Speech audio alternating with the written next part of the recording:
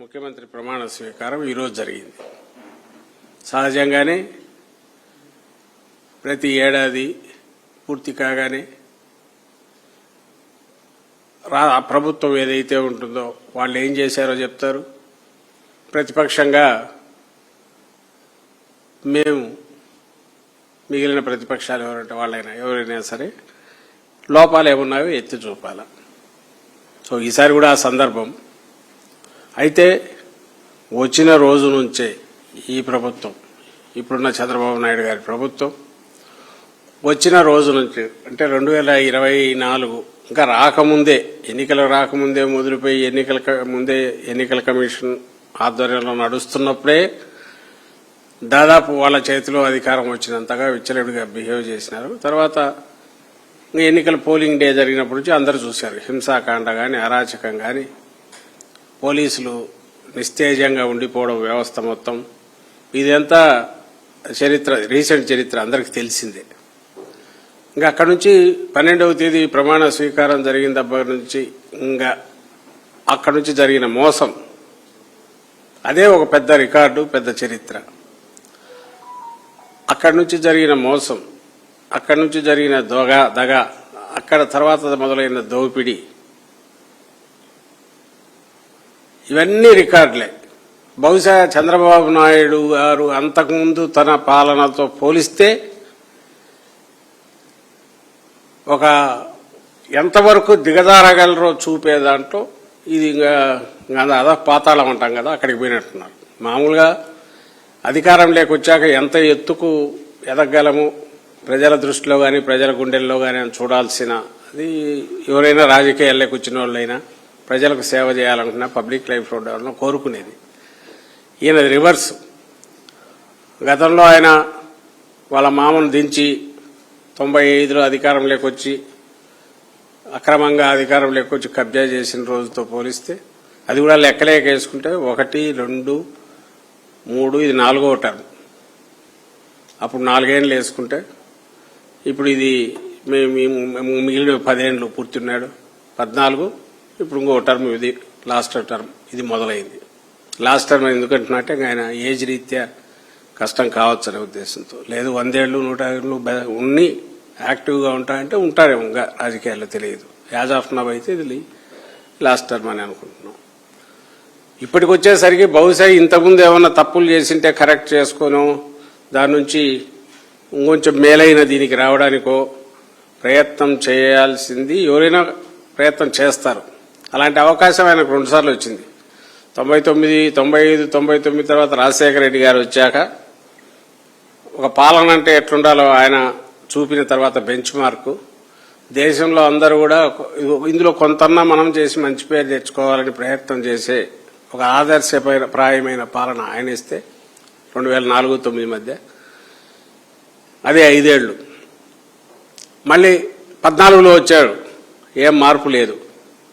ఇంకొంచెం కొత్త కళలు నేర్చుకున్నాడు, కొత్త విద్యలు, టెక్నాలజీలు వచ్చాయి. సో ఎదురుగా ప్రత్యర్థులను ఏ రకంగా ఇచ్చేయచ్చు, వాటిలో చిన్న చిన్నవి తప్పటడుగులు వేస్తూ అప్పుడు మొదలు పెట్టాడు. అవినీతిలో కొత్త రకమైన దీనికి ఎట్లా పోవచ్చు, చంద్రబాబు నాయుడు గారు అది మొదలు పెట్టారు. తర్వాత 19-20-2024 మధ్య జగన్మోహన్ రెడ్డి గారు పూర్తిగా మంచి పాలన అనే దీనికి మాటకు నిర్వచనం కాదు, దాని అర్థం పూర్తి మార్చేశారు.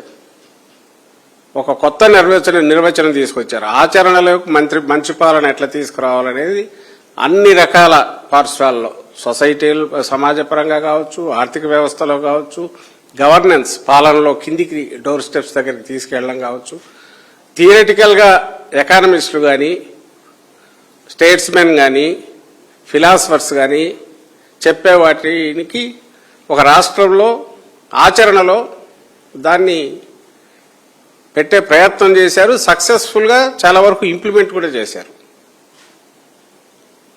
ఏ ప్రభుత్వమైనా ఒక ప్రభుత్వం, అది డెమోక్రసీలో ఒక ప్రభుత్వం, అది ఎలక్ట్ అయిన తర్వాత ప్రజల ఆకాంక్షలను అలాగే ఒక చుక్కానిలాగా ఒక దిశానిర్దేశం చేసి ఆ రాష్ట్రాన్ని కానీ దేశాన్ని కానీ నడిపించడం కానీ భవిష్యత్ తరాలకు ఒక బంగారు జీవితాన్ని ఇవ్వాలి, ఒక పచ్చటి జీవితాన్ని ఇవ్వాలి.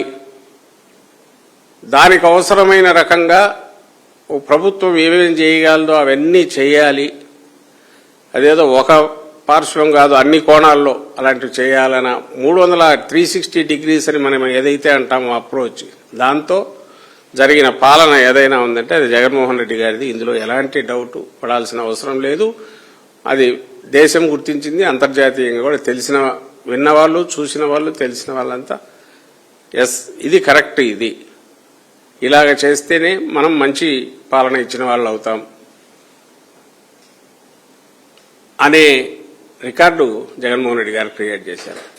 పోనీ దీన్ని చూసి ఆయన అదృష్టమో మరి సుడి ఇది ఉండడమో లేదా మ్యానిపులేట్ చేసి లాస్ట్ మినిట్లో ఏమైనా చేయగలిగిన తన కెపాసిటీస్,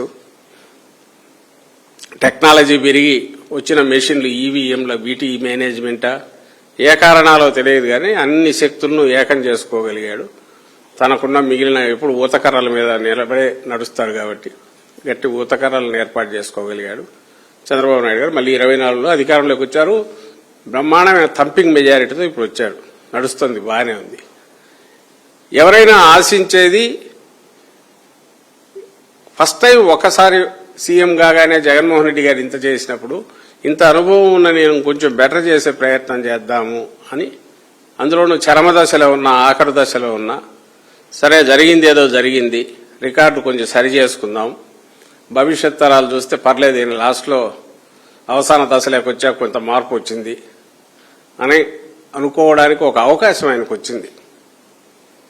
అయినా సరే అదేం లేదు. పైగా అంతకుముందు చేసినది ఏదైతే ఉన్నాడో, మనం ఇంతకుముందు నేను చెప్పిన మోసం కానీ, దగా కానీ, దోపిడీ కానీ,